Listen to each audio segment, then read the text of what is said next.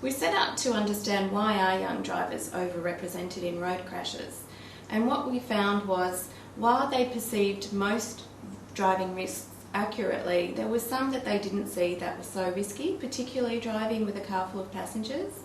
And if they did undertake a lot of risk-taking behaviour, their crash risk increased 50%. The most significant finding was that passenger risks were not really understood. Most young people thought that driving with multiple passengers was safe, and they did it often. We know from the literature that driving with passengers, particularly peer passengers for young drivers, is an extremely risky behaviour. We don't necessarily know exactly why, but we believe distraction is one of the major factors. With the stage of development that young people are in, dealing with distractions is very difficult, and if you have a car full of kids and you're driving in a complex condition, it's a really difficult situation for a new driver. We also found that speeding excessively and aggressive type of driving was viewed as risky and not undertaken very often, but driving 10 kilometres over the speed limit was not considered as risky and was more frequent, and we know that this is associated with at least a fourfold increased risk of crash.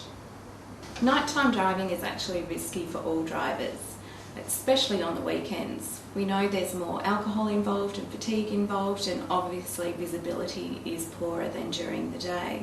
But for new drivers, this is compounded further by their inexperience. So nighttime driving is particularly for young drivers, and they also drive at night more than adults.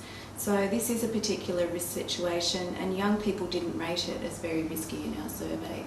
We found that males were more often undertaking driving risks, and they perceived them as less risky than females, but regardless of whether you were male or female, if you did undertake a high level of risky driving, your crash risk increased by 50%.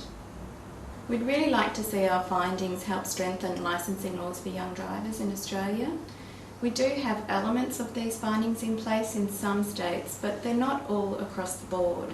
And we really need to allow young people to learn and develop experience driving on their own without a car full of passengers at any time of the day, and also get more experience at night with their supervisor.